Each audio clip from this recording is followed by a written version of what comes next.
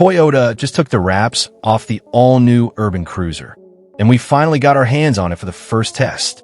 Could this compact SUV be Toyota's next global hit? Let's find out. Hey everyone, welcome back to the channel. Now, while the urban cruiser is lighting up roads in Asia and other global markets, today we're diving into why this could actually make a lot of sense for the US market, especially as buyers look for more compact, efficient crossovers. Starting with the design. The urban cruiser wears Toyota's global design language well. Aggressive front grille, sharp LED DRLs, bold lines, and the perfect urban-friendly size, small enough for city parking, but still SUV enough for weekend. Now let's talk driving. Under the hood, we've got a 1.5 L4 cylinder engine paired with Toyota's smooth hybrid system, delivering great fuel economy and surprisingly peppy city performance. The suspension? Tuned for comfort, with just enough stiffness to feel planted. Steering is light, visibility is excellent.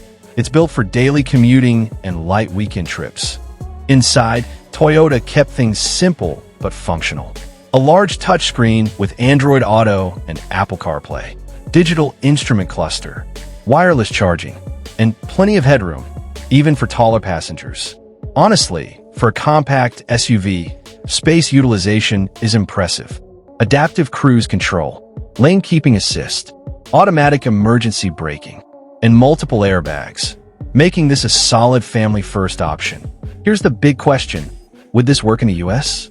With rising gas prices, tighter cities, and more drivers looking for affordable, reliable hybrids, the urban cruiser could slot right under the RAV4 as a budget-friendly option.